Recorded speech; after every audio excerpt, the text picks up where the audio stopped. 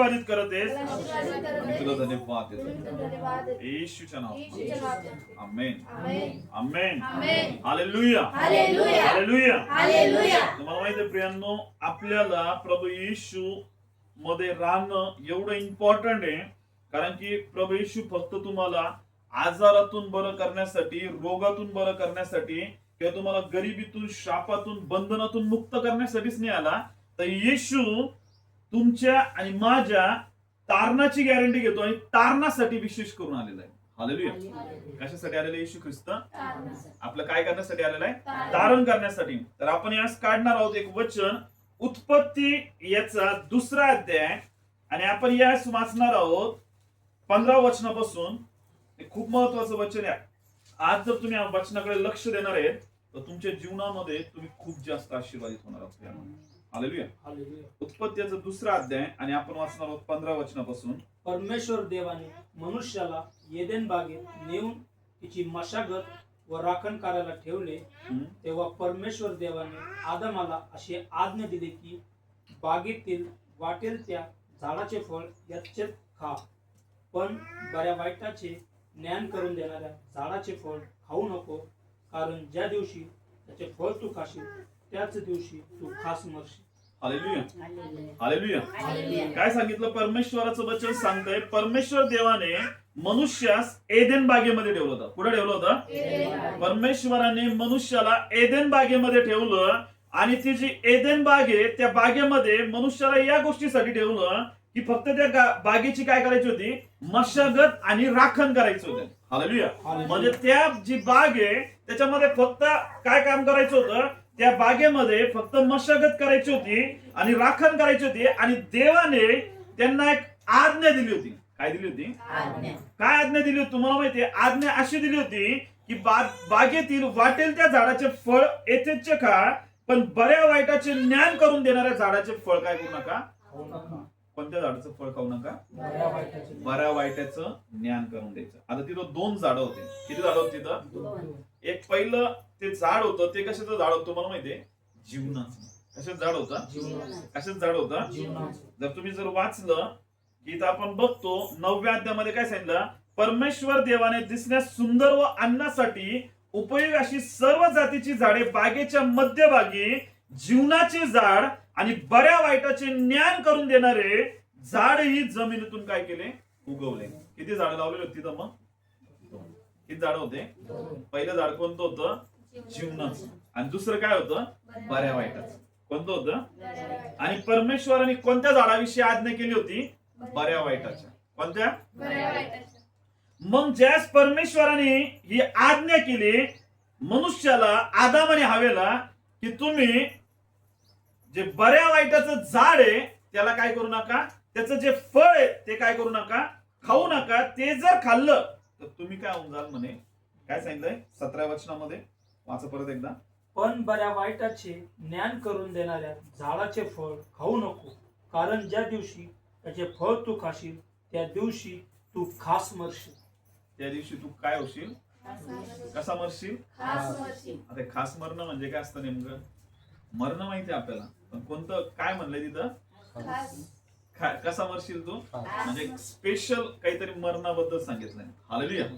हे मरण म्हणजे तुम्हाला माहितीये माणूस जो मरतो तो पापामुळं अगोदर तुम्हाला माहितीये आत्मिकरित्या मरतो. अगोदर कसा मरतो?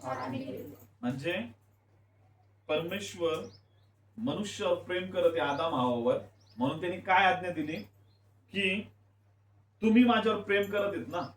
परमेश्वरावर जर आपण प्रेम करत आहे तर आपण त्याच्या काय पाळणार आहेत? आज्ञा पाळणार आहेत. काय पाळणार आहेत?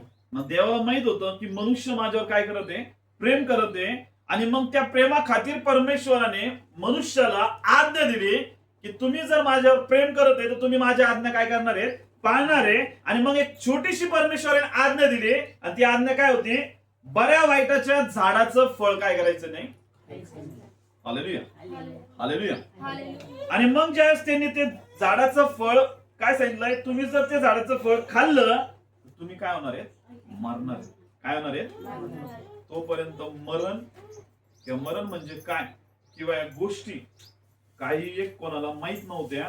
आणि मरण तोपर्यंत राज्य करत नव्हतं. हालेलुया.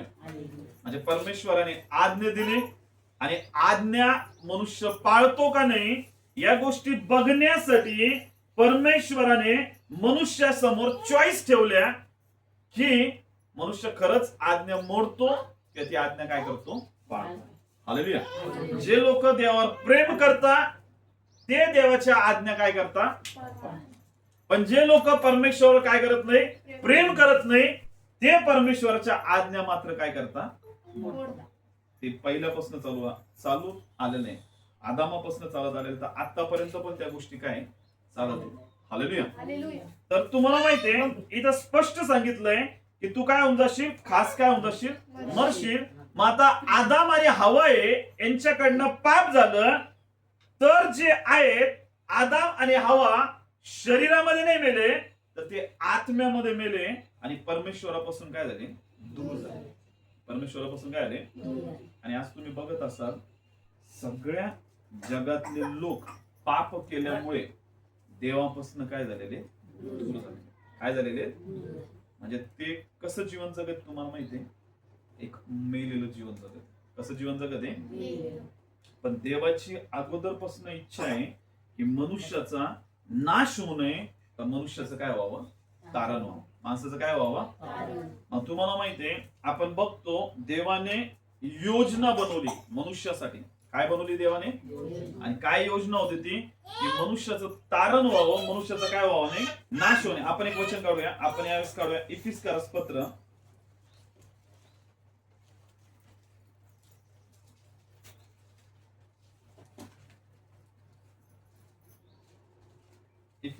पत्र आणि आपण वाचणार आहे पहिला अध्याय आणि 5वं वचन. त्याने आपल्या मनाच्या सत्य संकल्पाप्रमाणे आपल्याला येशू ख्रिस्ताच्या द्वारे स्वतःचे दत्तक होण्याकरता प्रेमाने पूर्वीच नेमले होते. हालेलुया.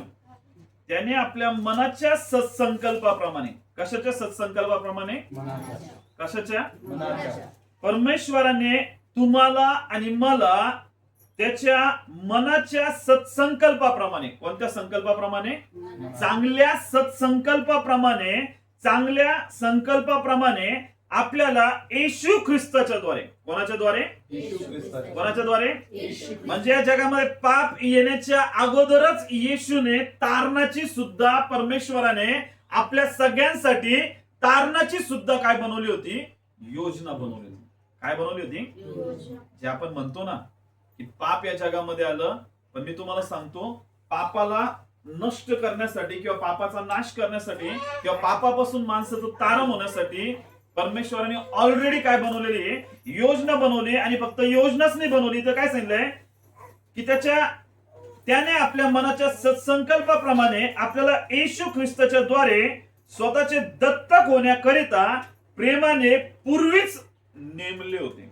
कधी नेमलं होतं, कधी नेमलं होतं, कधी नेमलं होतं, पूर्वीच म्हणजे कधी नेमलं असणार आहे.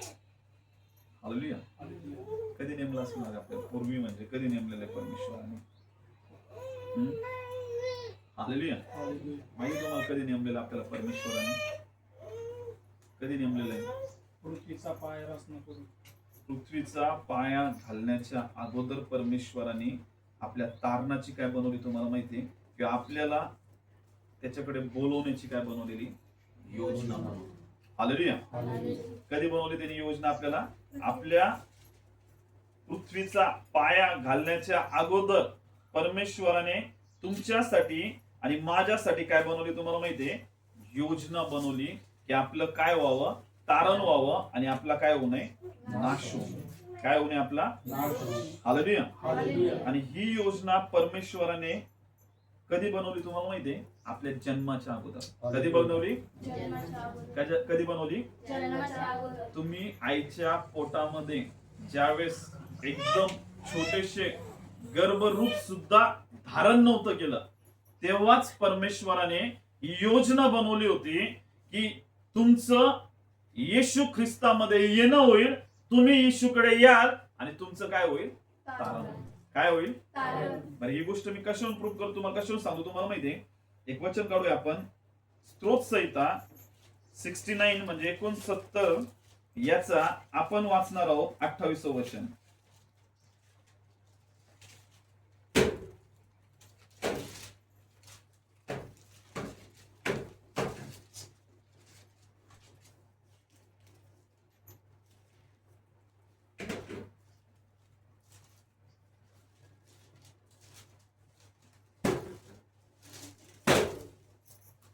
एकोणसत्तर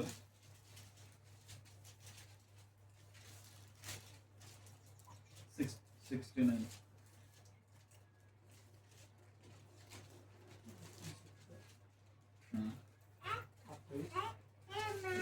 28 वचन. जीवनाच्या पुस्तकातून त्याची नावे खोडली जावं, नीतिमानाबरोबर त्याची नाव निशाणी न व्हावं. हालेलुया. म्हणजे तुम्हाला माहितीये परमेश्वराने तुम्हाला आणि मला निवडलं कधी? या जगाचा पाया घालण्याच्या अगोदर. आणि तुम्हाला माहितीये परमेश्वराने आपल्याला त्याच्याकडे बोलवलं. या सगळ्या गोष्टी त्यांनी कधी डिसाईड केलेल्या होत्या? पूर्वीच डिसाईड केलेल्या होत्या. अगोदरच काय केलेल्या होत्या? त्याने ठरवल्या होत्या या गोष्टी की परमेश्वर आपलं काय करणार आहे? तारण करणार आहे. काय करणार आहे? आपलं. आणि आपल्याला त्याच्याकडे काय करणार आहे? बोलवणार आहे, आपला उद्धार करणार आहे. पण तुम्हाला माहितीये जे लोक येशूच्या बलिदानावर विश्वास ठेवतात, आज येशूची सुवार्ता किंवा येशू बद्दलचा सगळ्या गोष्टी जगातल्या ऑलमोस्ट सगळ्या लोकांना माहितीये की येशू या जगामध्ये कशासाठी आलाय, काय करण्यासाठी आलाय. पण जे लोक त्याच्यावर काय ठेवते? विश्वास.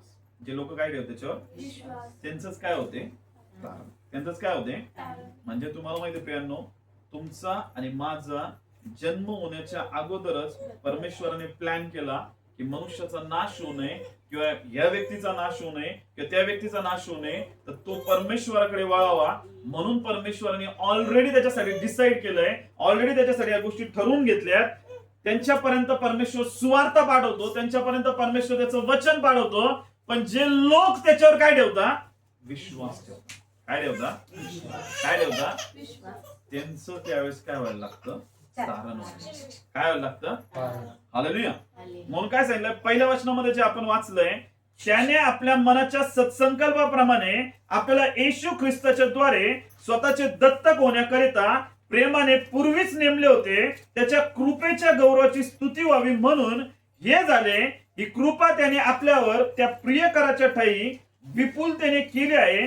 त्याच्या कृपेच्या समृद्धीप्रमाणे त्या प्रियकराच्या ठायी त्याच्या रक्ताच्या द्वारे खंडणी भरून मिळवलेली मुक्ती म्हणजे आपल्या अपराधांची आपल्याला काय मिळाली? हालेलुया. म्हणजे येशूने आपल्या सर्वांच्या पापासाठी खूप मोठी काय भरलेली? खंडणी भरलेली. काय भरलेली? आणि आपल्याला सर्व पापातून त्यांनी काय केलेलं आहे? मुक्त केलेलं. काय केलेलं त्यांनी आपल्याला? काय केलं त्यांनी आपल्याला? मुक्त केलेलं आहे. हालेलुया. आता एक सगळ्यात मोठी गोष्ट मी तुम्हाला सांगतो. आता तुम्हाला माहितीये मी अगोदर काय म्हटलं, ज्या ज्या लोकांनी पाप केलंय ते लोक परमेश्वरापासून काय झालेत? काय झालेत? परमेश्वरापासून दूर झाले. त्यांच्यावर काय राज्य करत आहे? काय राज्य करत आहे? आता एक वचन काढू आपण, प्रकटीकरणाचं पुस्तक याचा 20वा अध्याय आणि आपण काढणार आहोत यावेळेस 12व वचन. मग मृत झालेल्या लहान थोरांना मी देवाच्या राजसनापुढे उभे राहिलेले पाहिले. त्यावेळी पुस्तके उघडली गेली. तेव्हा दुसरे पुस्तक उघडले गेले, ते जीवनाचे होते. हालेलुया. हालेलुया. हालेलुया. पुढं. आणि त्या पुस्तकामध्ये जे लिहिले होते त्यावरून मृताचा न्याय ज्यांच्या त्यांच्या कृत्याप्रमाणे ठरवण्यात आला.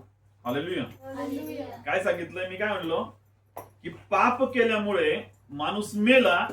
माणसाला फक्त मरण म्हणजे काय वाटतंय की माणूस काय होतो? मरतो. त्याच्या नाकातून श्वास निघून जातो आणि जे शरीर आहे ते कुठं जातं? जमिनीमध्ये, किंवा त्याला जाळून तो कुठं जातं? हवा होऊन जातं, किंवा जे काय होत असेल. हालेलुया. पण मरण म्हणजे ते नाहीये प्रियांनो.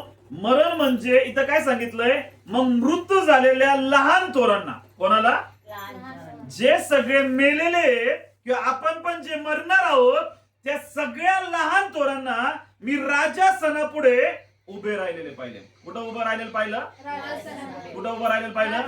मग ज्या वेळेस लास्ट न्याय होणार आहे, ज्यावेळेस लास्ट जो काही जजमेंट डे येणार आहे, ज्यावेळेस न्यायाचा दिवस येणार आहे, त्या न्यायाच्या दिवशी तुम्ही आणि मी जे कोणी मेलेले असतील किंवा जे कोणी रॅप्चर मध्ये घेतलेले असतील ते सगळे परमेश्वराच्या सिंहासनासमोर उभा राहणार. कुठं उभा राहणार आहे? कुठं उभा राहणार आहे? सिंहासनावर उभा राहणार, सिंहासनाच्या समोर उभा राहणार आहे.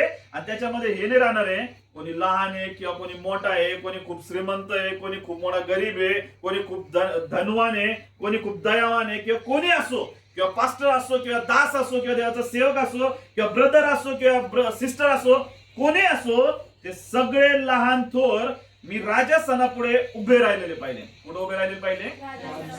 परमेश्वर जो मोठा महान असा परमेश्वर आहे तो सिंहासनावर विराजमान आहे आणि त्याच्या समोर सगळे लोक काय होणार आहे? उभा राहणार. काय होणार आहे? आणि उभा राहणार आहे. आणि पुढे काय सांगितलंय की त्यावेळी पुस्तके उघडली गेली. काय उघडणार आहे?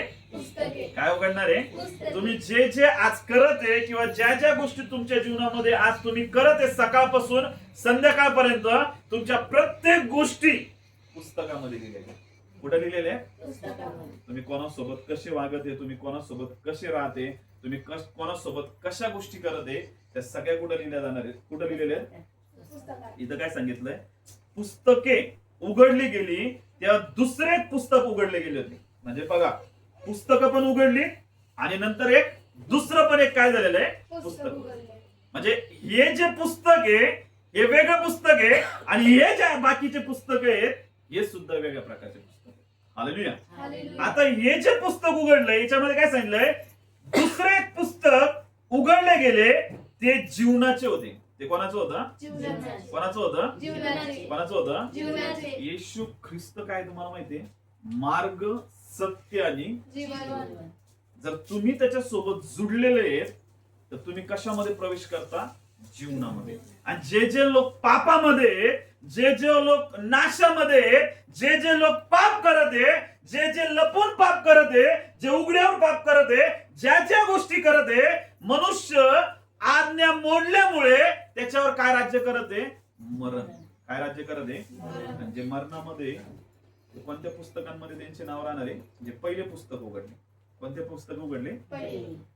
आणि जे दुसरं पुस्तक आहे, कोणतं पुस्तक आहे? कोणतं पुस्तक आहे? या पुस्तकामध्ये कोणाचं नाव राहणार आहे? हालेलुया.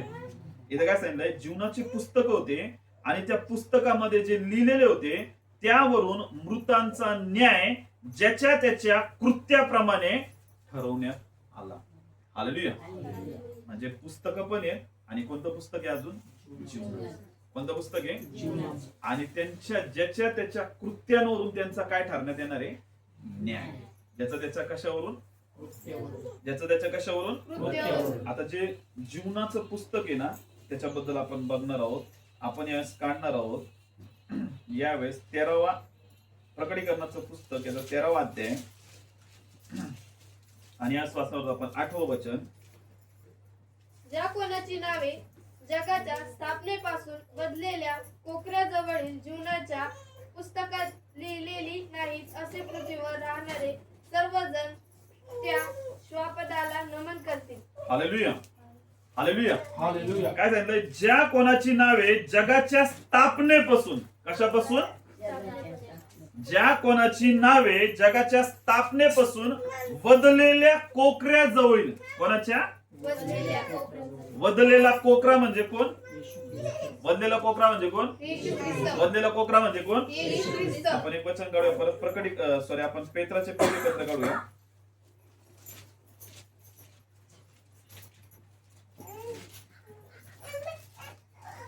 पेत्राचे पहिले पत्र आणि यावेळेस वाचूया आपण 19वा अध्याय. पहिला अध्याय 19व वचन. नंतर निष्कलंक व निर्दोष कोकरा असा जो ख्रिस्त त्याच्या मौल्यवान रक्ताने तुम्ही मुक्त झाला आहात. हालेलुया. काय सांगितलं? तर निष्कलंक व निर्दोष कोकरा असा जो ख्रिस्त त्याच्या मौल्यवान रक्ताने तुम्ही काय झाला? कोणाच्या रक्ताच्या द्वारे? कोणाच्या रक्ताच्या द्वारे? कोणाच्या रक्ताच्या द्वारे? कोणाच्या रक्ताच्या द्वारे? येशूच्या रक्ताच्या द्वारे आपण काय झालेलो आहे? मुक्त झालोय. आणि पहिल्या जे प्रकटीकरणाच्या पुस्तकामध्ये आपण काय असलं, ज्या कोणाची नावे जगाच्या स्थापनेपासून बदलेल्या कोकऱ्या जवळील जीवनाच्या पुस्तकात लिहिलेले नाही. म्हणजे जे जीवनाचं पुस्तक आहे त्या पुस्तकामध्ये त्याच लोकांचे नाव लिहिलेले राहणार आहेत जे येशूच्या बलिदानावर विश्वास ठेवत आहे आणि जे येशूच्या मार्गामध्ये चालत आहे आणि जे येशूने ज्या गोष्टी करायला सांगितल्यात त्याप्रमाणे करत आहेत. त्यांचेच नाव कशामध्ये लिहिलेले आहेत? जीवनाच्या पुस्तकात. कशामध्ये लिहिलेले आहेत? तुमचं जर नाव जीवनाच्या पुस्तकामध्ये नाही सापडलं, कशामध्ये नाही सापडलं, तर काय होणार आहे? काय सांगितलंय? पुस्तके उघडली गेली आणि काय सांगितलं? पहिला जे 20 अध्याय 12 वर्षामध्ये काय सांगितलंय? पुस्तके उघडली गेली. त्यामध्ये कोणतं पुस्तक होतं? जीवनाचं पुस्तक होतं. आणि पुढे काय सांगितलेलं आहे? ज्याच्या त्याच्या कृत्याप्रमाणे त्याचा काय ठरण्यात येणार आहे? ज्याच्या त्याच्या कृत्याप्रमाणे काय ठरण्यात येणार आहे? आणि ही गोष्ट तुम्हाला माहितीये, ऑलरेडी परमेश्वर इथं काय सांगते, ही गोष्ट त्यांनी या जगाच्या स्थापनेच्या पूर्वीपासून योजना बनवलेली. हालेलुया. काय योजना बनवली? कोणा कोणाचा काय होणार आहे? तारण होणार आहे, किंवा कोण कोण परमेश्वराकडे काय त्याच्या राज्यामध्ये प्रवेश करणार आहे. हालेलुया.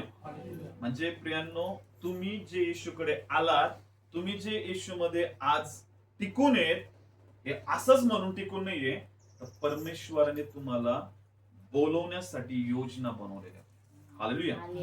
योजना काय बनवली?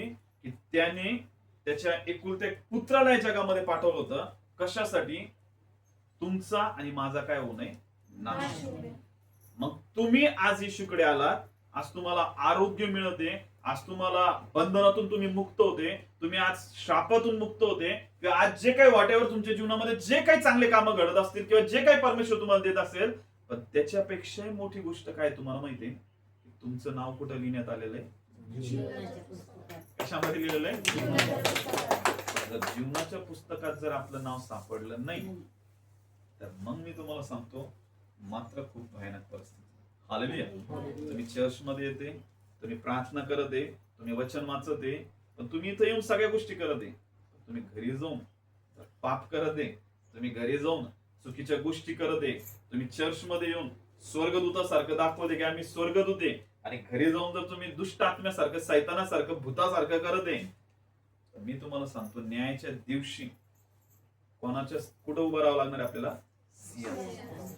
तेव्हा मग पुस्तके काय करण्यात येणार आहे? उघडण्यात येणार. तिथं कोणतं पुस्तक उघडलं जाणार आहे? त्याच्यामध्ये आपलं काय सापडणं गरजेचं आहे? काय सापडणं गरजेचं आहे? जर नाव नाही सापडलं, तर मी तुम्हाला सांगतो 20 अध्याय 8 परत 13 वचन काय सांगतं? तेव्हा समुद्राने आपल्यामधील मृत मनुष्य काय केले? बाहेर टाकले. कुठं? जे डुबून मेलेत, जे पाण्यामध्ये मेलेत, जे पाण्यामध्ये खाक झाले, त्याच्यातूनही समुद्र पण काय करेल? त्याच्यातले सगळे मेलेले लोक कुठं टाकन? बाहेर टाकन. पुढे काय सांगितलंय? तेव्हा समुद्राने आपल्यामधील मृत मनुष्य बाहेर सोडले, मृत्यू व अधोलोक यांनी आपल्यातील मृतास काय केले? बाहेर टाकले. म्हणजे जे मेलेत का, जे अधोलोकामध्ये गेलेले आहेत का, जे आपल्यापासून दूर गेलेले आहेत का, त्यांना सुद्धा काय करण्यात आलं? बाहेर टाकण्यात आलं. त्यांना सुद्धा काय करण्यात आलं? तुमच्या डेड बॉड्या कुठं जरी असल्या, किंवा जे कोणी मेलेले त्यांचं काही जरी झालेलं असलं, त्यांना परमेश्वर दुसरं शरीर देणार आहे. ते शरीर कुठं टाकण्यात येणार आहे? बाहेर टाकण्यात येणार आहे. आणि पुढे काय सांगितलंय की आपण बघतो, मृत्यू व अधोलोक यांनी आपल्यातील मृतास बाहेर सोडले, आणि ज्याच्या त्याच्या कृत्याप्रमाणे प्रत्येकाचा न्याय ठरवण्यात आला. ज्याच्या त्याच्या कशाप्रमाणे? म्हणजे तुम्ही जे जे काम करत आहे का, ते तुमचा पिछा सोडणार नाही. ते तुमचा काय सोडणार नाहीये? मेल्यानंतर पण नाही सोडणार. कधी नाही सोडणार? ते तुम्हाला वाटतं ना, मरून गेलं ना, संपलं सगळं, काय करायचं ते करून घ्या, आता काय जगायचं ते काय करून घ्या, जगून घ्या. कोणाकोणाला काय त्रास द्यायचे, कोणाकोणाला काय आऱ्या टोचायच्या, काय काय करायचं, काय काय बोलायचं, काय काय करायचं, सगळं करून घ्या. न्याय डेंजर काय होणार आहे? त्याच्यात जीवनाच्या पुस्तकात जर नाव नाही सापडलं ना, तर अजूनच भयानक परिस्थिती. हालेलुया. हालेलुया. नेहमी लक्षात ठेवा, परमेश्वर जो आहे ना, तर तुम्हाला आज जर छडी मारत आहे, आज तुम्हाला काय मारत आहे, तर तुम्ही खरंच परमेश्वर धन्यवाद द्या. आज जर तुम्हाला परमेश्वर छडी मारत आहे आणि तुम्हाला तुमच्यावर दंड येते, तुमच्यावर काय येते, तुम्हाला जर फटके मारून तो सुधारत आहे ना, तर खरंच देवाला धन्यवाद द्या, देवाला काय द्या. धन्यवाद. पण जर तुम्ही चुकीच्या गोष्टी करत आहे आणि देव जर तुम्हाला रोखत नाहीये, समजून घ्या तुमच्या येणाऱ्या खूप मोठ्या समोरच्या पिढीवर पण खूप मोठा श्राप येणार. Hallelujah, hallelujah. हालेलुया. हालेलुया. हिजकिया राजा होता. कोणता राजा होता? हिजकिया राजा पासून बायबल मध्ये पुढे गडबड व्हायला लागली. कुठून? हिजकिया राजापासून. कुठून? हिजकिया राजा होता, त्याला एक फोड झाला होता त्याच्या शरीराला आणि मग तो मरायला लागला होता आणि त्यांनी परमेश्वराकडे मुख फिरवलं आणि तो प्रार्थना करायला लागला की परमेश्वर मला या त्रासातून तू काय कर, बाहेर काढ, मी तर आता मरणार, मी माझ्या सगळ्या घराची सावरसावर करतो, सगळ्या गोष्टी केल्या. त्याने देवाकडे प्रार्थना केली की मी जे चांगले चांगले कामं केले त्या गोष्टींना आठव म्हणे परमेश्वरा. आणि परमेश्वराने त्याच्यावर तरस खाल्ला आणि त्याला काय केलं तुम्हाला माहितीये, अजून त्याच्या जीवनाचे 15 वर्ष काय केले, कोणाला? मग आता त्याला जर त्याच्या जीवनाचे 15 वर्ष वाढून दिले तर त्यांनी परमेश्वरासाठी किती आवेशी होऊन गोष्टी करणं गरजेचं होतं, पण त्यांनी त्या गोष्टींना एवढं इम्पॉर्टन्स दिलं नाही आणि तो कशामध्ये बिझी झाला, त्याच्या राज्य कारभार काय करण्यासाठी चालवला. हालेलुया. आणि त्याने तुम्हाला माहितीये, त्याला जो मुलगा होता त्याच्या मुलाने देवाच्या आज्ञेमध्ये त्याचा मुलगा राहिला नाही. कशामध्ये राहिला नाही? देवाच्या आज्ञेमध्ये. तर त्यांनी एवढं पाप केले, एवढे मूर्तीपूजा केल्या, एवढ्या सगळ्या गोष्टी केल्या, मोठमोठे परमेश्वरा म्हणजे त्याने अनेक देवतांचे जो बाल देवता होता त्या देवाची पूजा केली, त्याला लेकरं अर्पण केले, अनेक पाप केलं. आणि तो सगळ्यात जास्त त्याचा जो मुलगा होता, तो जो राजा होता, तो सगळ्यात जास्त वर्ष त्यांनी काय केलं, राज्य केलं. सगळ्यात जास्त त्यांनी काय केलं, जे आपण म्हणतो ना, एवढा पाप करणारे लोक एवढं का बरं जगत आहे, का बरं त्यांचा न्याय लवकर होत नाही, का बरं त्यांच्यावर दंड येत नाही.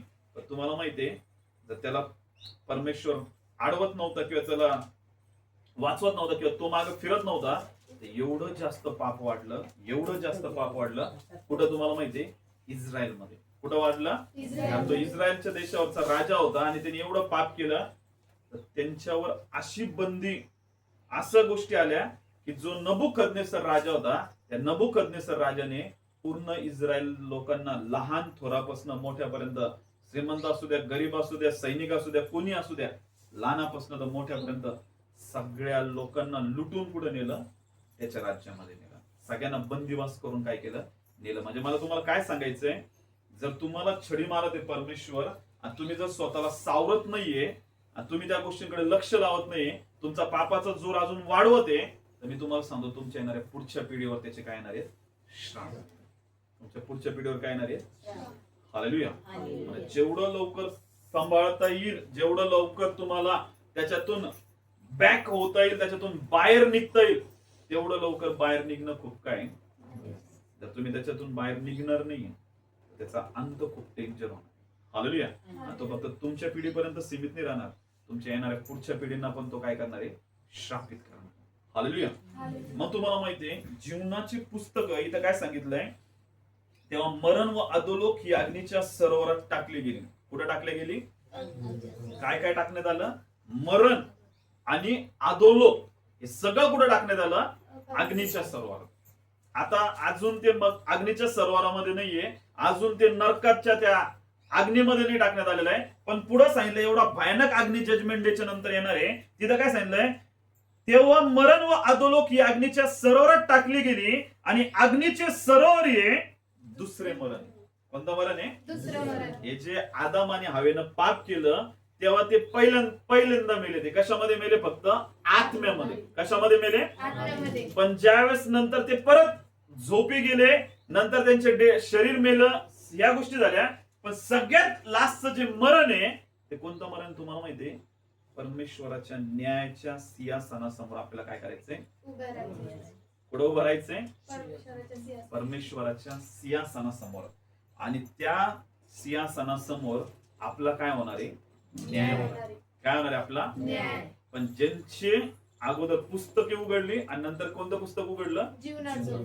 पहिले काय उघडली? पुस्तके. आणि नंतर काय उघडलं? जीवनाचं पुस्तक. आणि इथं काय सांगितलंय, तेव्हा मरण व अधोलोक ही अग्नीच्या सरोवर टाकली गेली आणि अग्नीचे सरोवर हे दुसरे मरण होय, ज्या कोणाचे नाव जीवनाच्या पुस्तकात लिहिलेले सापडले नाही. तो अग्नीच्या सरोवरात टाकल्या गेला.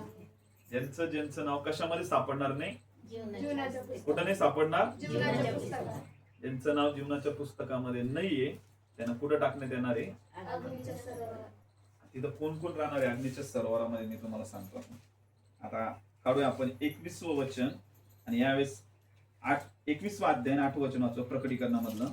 परंतु भेकळ, विश्वास न ठेवणारे, अमंगळ, खून करणारे, जारकर्मी, चेटकी, मूर्तीपूजक व सर्व लबाड माणसे यांच्या वाट्यास अग्नीचे व गंधकाचे सर्व रीत हेच ते दुसरे मरण आहे. हालेलुया. हालेलुया. कोणते कोणते सांगितले, परंतु भेकळ. कोणते लोक, भेकड. कोणते लोक, भेकड. परमेश्वरानं आपल्याला भीतीचं नाही, कोणता आत्मा दिलेला आहे, सामर्थ्याचा. कोणता आत्मा दिलाय, सामर्थ्याचा. कोणता आत्मा दिलाय, सामर्थ्याचा. म्हणून हे खूप महत्वाचं आहे. ही लिस्ट आहे कोणते लोक त्या मरणामध्ये टाकण्यात येणार, ते दुसऱ्या मरणामध्ये टाकण्यात येणार आहे. ते कोणते कोणते, काय काय नाव त्यांचे, परंतु भेकड, विश्वास न ठेवणारे. कोणते, सगळ्यात पहिले कोणते, भेकड. कोणते, भेकड. जे काय करतात नेहमी भीत असतात.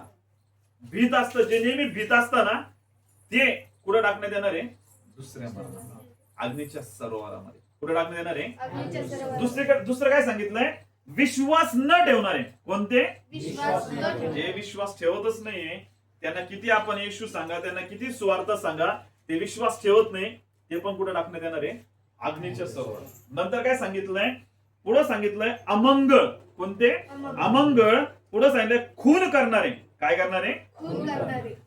खून करताय. आज आपण बघतो रक्त पडत आहे, आपल्याला त्रास होतो, अरे याचा खून झालाय, हा मेलाय, याने त्याचा खून केलाय. आपला जीव काय होतो, खूप जास्त खवळतो, अरे असं झालं पाहिजे, बरोबर नाही, न्याय झाला पाहिजे, खरंच देव काय ऐकत नाही का, देवाला दिसत नाही का, एवढ्या सगळ्या गोष्टी घडत आहे. मी तुम्हाला सांगतो ते सगळं बघत नाही, आणि एक वेळ येणार आहे ऍक्युरेट, त्या वेळेला परमेश्वर काय करणार आहे, न्याय करणार. काय करणार आहे, आणि तो न्याय एवढा डेंजर राहणार, मी तुम्हाला सांगतो.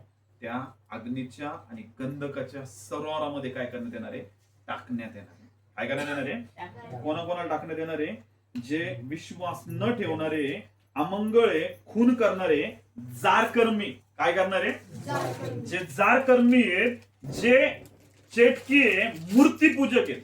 काय करणार आहेत, अजून मूर्तीपूजा करणारे, जारकर्मी आहेत, चेटकी आहेत. पुढे काय सांगितलंय, सर्व लबाड माणसे सुद्धा. कोणते माणसं, काही नाही, थोडस खोटं बोललं तर काही होत नाही पास्टर, थोडस तर बोलते मी, म्हणजे थोडस खोटं बोलता बोलता काय बनणार आहेत आपण, लबाडा बनणार आहे. पाप छोटसच असतं, पण ते पाप काय करतं, मोठ्या गोष्टीला जन्म देतं. हालेलुया. मग काय सांगितलंय, सर्व लबाड माणसे यांच्या वाट्यास अग्नीचे व गंधकाचे काय सरोवर येईल, हेच ते काय दुसरे मरण. हालेलुया. जर तुम्हाला वाचायचं या सगळ्या गोष्टींपासून, ऑलरेडी परमेश्वराने आपल्यासाठी तारणाची योजना बनवली. कशाची योजना बनवली, आपलं काय झालं पाहिजे, तारण ऑलरेडी प्रभू येशू ख्रिस्ताने आपलं काय केलेलं आहे, पण त्यामध्ये आपल्याला टिकून राहणं खूप काय करणं गरजेचं आहे आपल्याला. जर तुम्ही त्याच्यामध्ये टिकून नाही राहणार, तर मी तुम्हाला सांगतो आपल्याला या सगळ्या गोष्टींना सामोरे जायचं. हालेलुया. मरण म्हणजे हे शेवट नाहीये. तुम्ही फाशी घेतली, लटकले किंवा तुम्ही मेले, हे मरण शेवट नाही. हे मरण काय नाहीये, तुम्हाला कुठं जरी तुम्ही मेलेले असले तर त्याच्यातून तुम्हाला बाहेर काढणार आहे, आणि नंतर न्यायाच्या दिवशी तुम्हाला काय करणार परमेश्वर, कसे मेलेले असू द्या, काही झालेले असू द्या, उरलेले असू द्या, जाळलेले असू द्या, कसे असू द्या, समुद्रात डुबलेले असू द्या, सगळ्यांना न्यायाच्या दिवशी काय करणार परमेश्वर, बाहेर काढणार. आणि कुठं उभा करणार आहे, परमेश्वर कुठं उभा करणार आहे. जे जे कृत्य केलेले त्या सगळ्या कृत्याचा काय होणार आहे, न्याय होणार आहे, आणि सगळे पुस्तके काय होणार आहेत, उघडणार आहे. जर जीवनाच्या पुस्तकात नाव नाही सापडलं, मग मात्र कुठं टाकण्यात येणार आहे, गंधक आणि अग्नीच्या सरोवरात. आणि ज्यांचं जीवनाच्या पुस्तकामध्ये नाव आहे, ते नवीन यरूशलेम मध्ये प्रवेश करणार आहे, ते स्वर्गामध्ये, पॅराडाईज मध्ये प्रवेश करणार आहे. हालेलुया. आणि तिथं परमेश्वराबरोबर अनंत काळासाठी परमेश्वराबरोबर राज्य करणार. हालेलुया. बघा किती महत्वाचं आहे. येशूमध्ये येणं फक्त हे नाहीये की तुम्हाला आरोग्य मिळेल, हे तर मिळणारच तुम्हाला. येशूमध्ये येणं म्हणजे हे नाही की तुमच्या जीवनामध्ये हे परेशानी दूर होतील, हे तर दूर होणार, सगळ्याच गोष्टी होणार आहेत. पण इम्पॉर्टंट काय तुम्हाला माहितीये, तुमचं कशामध्ये नाव लिहिण्यात येणार आहे? जीवनाच्या पुस्तकात. कशामध्ये येणार आहे? जीवनाच्या पुस्तकात. जर जीवनाच्या पुस्तकामध्ये नाव नाही, अजून एक वचन काढू. लास्ट 17 वचन आणि 8 वचन, 17 अध्याय 8 वचन वाचूया. प्रकटीकरणाचं पुस्तक. जे शपथ तू पाहिले ते होते आणि नाही ते अथांग डोहातून वर येणार आहे, पण नाशप्रत जाणार आहे. जगाच्या स्थापनेपासून ज्यांची नावे जीवनाच्या पुस्तकात लिहिली नाहीत अशा पृथ्वीवर राहणाऱ्या लोकांना ते शापत होते नाही तरी हजर आहे असे पाहून आश्चर्य वाटेल. म्हणजे ज्यांचे ज्यांचे जीवनाच्या पुस्तकामध्ये नाव नाही राहणार आहे त्यांना जो अँटी क्राइस्ट येणार आहे, कोण येणार आहे? अँटी क्राइस्ट येणार आहे, किंवा जे काही हे खूप जास्त भयानक परिस्थितीमध्ये ज्या जजमेंट होणार आहे, किंवा ज्या काही ज्या काही सगळ्या गोष्टी येणार आहेत, त्यामध्ये ज्यांचे ज्यांचे जीवनाच्या पुस्तकामध्ये काही नाही आहेत, नाव नाही, त्यांना या सगळ्या गोष्टींना काय करावं लागणार आहे? सामोरे जावं लागणार. हालेलुया. आणि ज्यांचं जीवनाच्या पुस्तकामध्ये नाव आहे, तुम्हाला सांगतो, अँटी क्राइस्ट येण्याच्या अगोदर, किंवा तुम्हाला माहितीये खूप जास्त न्यायाच्या गोष्टी वाढण्याच्या अगोदर रॅप्चर होईल, आणि त्याच्यामध्ये लोक कुठे घेतले जातील? रॅप्चर मध्ये. हालेलुया.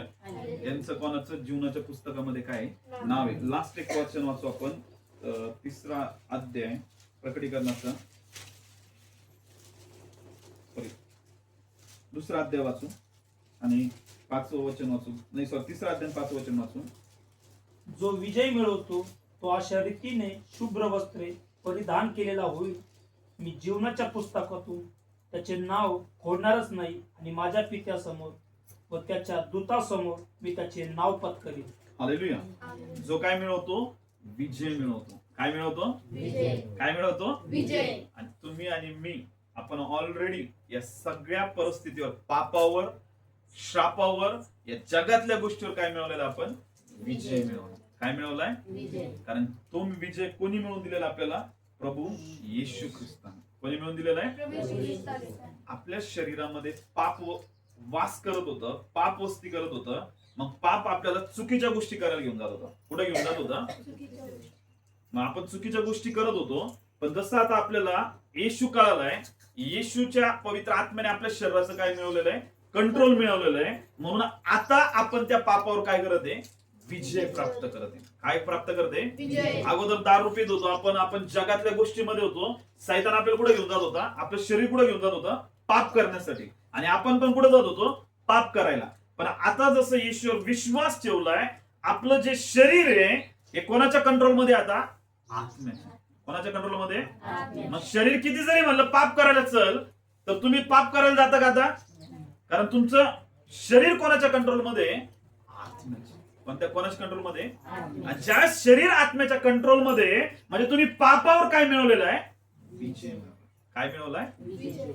पण जर शरीर तुमचं जर आज कंट्रोल नाही आत्म्याचे, तर तुम्ही अजून पण कोणाचे गुलाम आहेत? शरीर. कोणाचे गुलाम आहेत? शरीर कुठे घेऊन जाणार आहे आपल्याला? पापाला. कुठे घेऊन जाणार आहे? आणि तुम्ही नाही म्हणू शकणार नाही पापाला. काय म्हणू शकणार नाही?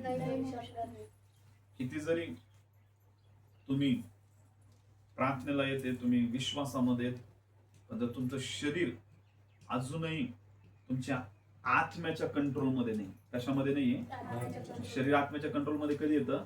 ज्यावेळेस तुम्ही तुमच्या शरीराला मारणार आहेत, क्रूस खांबावर लटकवणार आहेत, त्याला तुम्ही काय करणार आहेत? कंट्रोलमध्ये आणणार. कशा प्रकारे? तुम्ही ज्यावेळेस फास्टिंग करणार आहेत, ज्यावेळेस तुम्ही प्रार्थनेमध्ये वेळ घालवणार आहेत, ज्यावेळेस तुम्ही वचनामध्ये टाइम घालवणार आहेत, तुम्ही तुमच्या शरीराला काय करणार आहेत? तुम्हाला माहिती आहे? आत्म्याच्या अधीन करणार आहे. कशाच्या अधीन करणार आहेत? आत्म्याच्या अधीन शरीर त्याच वेळेस होऊ शकतं ज्यावेळेस तुम्ही प्रार्थनेमध्ये टाइम घालवणार आहेत, फास्टिंग मध्ये वेळ घालवणार आहेत, तुम्ही वचनामध्ये वेळ घालवणार आहेत. त्यावेळेसच तुमचं शरीर तुमच्या आत्म्याच्या काय राहणार आहे? अधीन राहणार आहे. हालेलुया. ज्यावेळेस आदामाने पाप केलं, तो ज्यावेळेस मेला, तो शरीरामध्ये नाही मेला. शरीर त्याचं तसंच होतं, हवेचं पण शरीर तसं होतं, पण ते कशामध्ये मेले तुम्हाला माहिती आहे? आत्म्यामध्ये. कशामध्ये मेले? आणि आत्म्यामध्ये मेल्यामुळं त्यांच्या शरीराच्याच गोष्टीकडे ते काय करायला लागले? लक्ष द्यायला लागले. आणि म्हणून तुम्हाला माहितीये शरीराची सगळ्यात पहिली गरज कोणती दिसली त्यांना? ते काय? नग्न आहे. ते काय आहे? मग त्यांनी कोणते पानं लावले? कशाचे पानं लावले? परमेश्वर दया करून त्यांच्यावर त्यांना कोणते वस्त्र घातले? कातड्यांचे वस्त्र घातले. कशाचे वस्त्र घातले? आणि आज पण तुम्ही जगामध्ये बघा, पाप वाढते म्हणून वस्त्र काय होत चाललेले? कमी कमी होत चालले. काय होत चाललेले? कारण जगामध्ये काय वाढत चाललेलं आहे? पाप. आणि लोक कशाचे गुलाम झालेले? शरीराचे. कशाचे गुलाम झालेले? आणि म्हणून काय सांगितलंय? जो विजय मिळवतो, काय मिळवतो? कशावर विजय मिळवतो? या शारीरिक गोष्टींवर, या संसारावर, या जगावर. त्याला काय सांगितलं? जो विजय मिळवतो तो अशा रीतीने शुभ्र वस्त्र परिधान करा. कोणते वस्त्र? कोणते वस्त्र? कारण येशूने आपल्याला त्याच्या नीतिमत्वाचे वस्त्र काय केलेले आहेत? परिधान केले. आता तुम्ही आणि मी येशूवर विश्वास ठेवण्याच्या द्वारे पाप आपल्या जीवनातून निघून गेलंय आणि आपण कोणते वस्त्र धारण केलेले आहेत? नीतिमत्वाचे. कोणते वस्त्र धारण केले? जितक्यांचा बाप्तिस्मा झालाय त्यांनी नीती वस्त्र काय केलेले? धारण केले. ज्यांनी येशूवर विश्वास ठेवलाय त्यांनी नीती वस्त्र धारण केले. आणि म्हणून काय सांगितलंय? अशा रीतीने शुभ्र वस्त्र परिधान केलेले होईल, मी जीवनाच्या पुस्तकातून त्यांचे नाव खोडणारच. ज्यांनी काय मिळवलाय? विजय मिळवलाय. काय मिळवलाय? पण जर विजय मिळवला नाही, तुम्ही जर पापाचे गुलाम झाले, तर तुमचं जीवनाच्या पुस्तकातून नाव काय करण्यात येईल? खोडण्यात येईल. काय करण्यात येईल? म्हणून इथं काय सांगितलंय? मी जीवनाच्या पुस्तकातून त्यांचे नाव खोडणारच नाही आणि माझ्या पित्यासमोर व त्याच्या दूतासमोर मी त्यांचे नाव काय करणार आहे? पत्करणार आहे. हालेलुया. म्हणजे येशू किती महत्वाचा आहे आपल्या जीवनामध्ये. हालेलुया.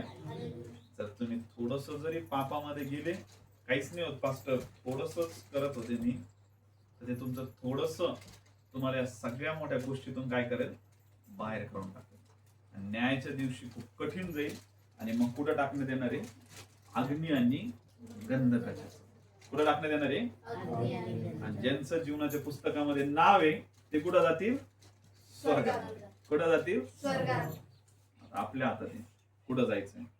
जीवनाच्या पुस्तकामध्ये नाव असून आपल्याला स्वर्गात जायचंय का आपल्या जीवनाच्या पुस्तकामध्ये नाव खोडल्याद्वारे किंवा नसण्याच्या द्वारे कुठं जायचंय? अग्नीच्या सरोवरात. हे कोणाच्या हातामध्ये? हालेलुया. हालेलुया. जर विजय नाही मिळवला, पापाला जर तुम्ही हा म्हणत राहिले आणि जर पाप करत राहिले, कोणी पाहत नाही, पास्टर पाहत नाही, पास्टरला काय मागे डोळेच म्हणून, किंवा कोणी पाहत नाही, घरातले पाहत नाही, घराच्या बाहेरचे पाहत नाही, कोणी पाहत नाही, आपल्याला किती जरी पाप केले तरी चालतंय. मी तुम्हाला सांगतो, परमेश्वर प्रत्येक तुमच्या गोष्टी कुठे लिहिते? पुस्तकामध्ये. कुठे लिहिते? पुस्तकामध्ये. आणि जे सगळं झाकलेलं आहे ते सगळं उघड होणार आहे. काय होणार ते? आणि सगळ्यांचा काय होणार आहे? त्या पुस्तकांच्या द्वारे न्याय होणार आहे. त्याच्या कृत्यांच्या द्वारे काय होणार आहे? म्हणून असे कृत्यच करू नका की ज्याने तुमचा काय व्हावा? न्याय व्हावा. तर त्याच्यासाठी कोणते कृत्य करा? चांगले कृत्य करा. चांगले कृत्य पण करून आपण स्वर्गात नाही जाऊ शकत. तर मेन म्हणजे काय? येशूने जे त्याच्या वचनामध्ये सांगितलंय त्याप्रमाणे त्याच्या मागे चालणं खूप काय गरजेचं. हालेलुया. हालेलुया. हालेलुया. समजलं सगळ्यांना? काय महत्वाचं आहे मग? येशू फक्त याच्यासाठी नाही आला की तुम्हाला काय करावं? फक्त तारण द्यावं. तर येशू यासाठी आलाय की त्यांनी तुमच्या पुढच्या पण जीवनाच्या गोष्टींविषयीचा खूप सगळा विचार करून ठेवलेला आहे. हालेलुया. परमेश्वराने खूप महान योजना बनवलेल्या आहेत आपल्या तारणाच्या.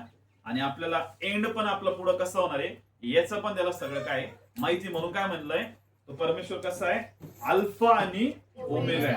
तो सुरुवात आणि काय आहे?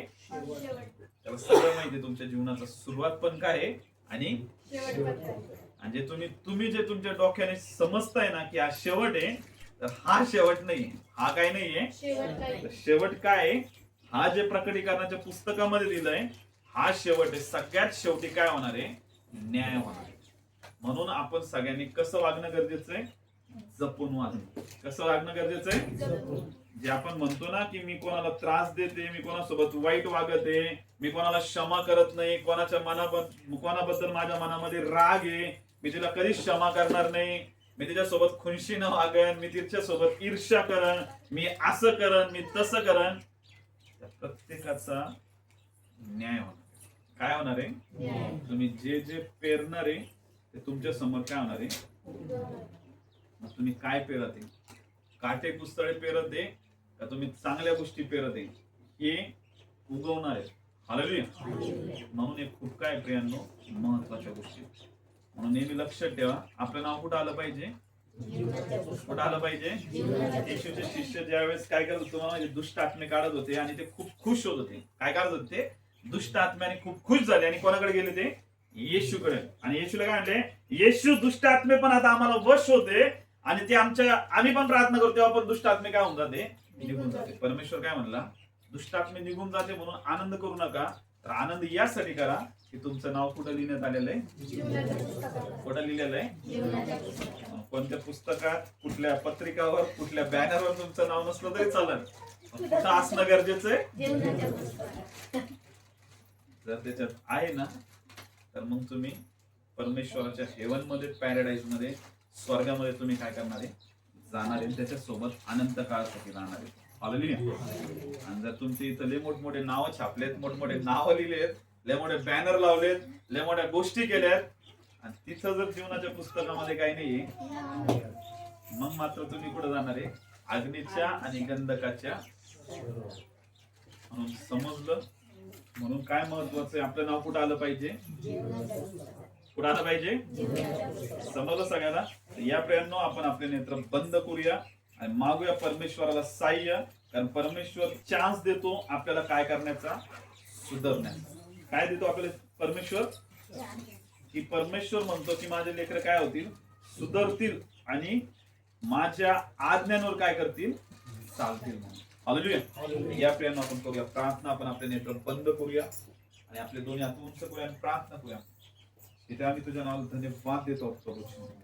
खरंच पित्या, तू परत एकदा आम्हाला रिव्हील केलंस प्रभू, प्रकट केलंस पित्या, की परमेश्वरा तू आमच्या जीवनामध्ये सर्व जे काही तुझ्या योजना आहेत, की हो परमेश्वर, आमच्या जन्माच्या अगोदरपासून आमच्या मृत्यूपर्यंत आणि परमेश्वरा मृत्यूच्या नंतर सर्व काही योजना तू आमच्यासाठी बनवून ठेवलेल्या प्रभूजी. खरंच प्रभू, आम्ही विश्वास करत आहोत तुझ्या बलिदानावर, आम्ही विश्वास करत आहोत परमेश्वर तुझ्या पुनरुत्थानावर प्रभूजी. ओ परमेश्वरा, आम्ही तुझ्या पवित्रतेमध्ये चालावं परमेश्वरा, पापापासून दूर राहावं परमेश्वरा. तू आम्हाला विजय मिळवून दिलास परमेश्वरा. की हो प्रभूजी, की आमचे नाव त्या जीवनाच्या पुस्तकामध्ये राहत प्रभूजी. तू आम्हाला सहाय्य कर परमेश्वरा. तू आम्हाला ग्रेस आणि फेवर दे प्रभूजी, की आम्ही परमेश्वरा पापावर परमेश्वरा तो ऑलरेडी पापाला हरवलंच, पापाचा नाश केलास परमेश्वरा, की आम्ही तुझ्या पवित्रतेमध्ये चालावं पिता. तू आम्हाला सहाय्य कर प्रभूजी. तू आम्हाला ब्लेस कर परमेश्वरा. ओ प्रभू, आम्ही तुझ्या परमेश्वरा तुझ्यामध्ये तुझ्यावर प्रेम करून तुझ्या मार्गामध्ये चालावं परमेश्वरा. परमेश्वरा, आम्ही तुला भिवून वागावं परमेश्वरा आणि तुझ्या योजना समजून घेऊन त्यामध्ये चालावं प्रभू. यासाठी विशेष तुझी कृपा दे पिता. तू आम्हाला ब्लेस केलंस परमेश्वरा आजच्या वचनाद्वारे आणि तुला धन्यवाद देतो पिता. येशूच्या नावात मागतो म्हणून तो ऐक पिता.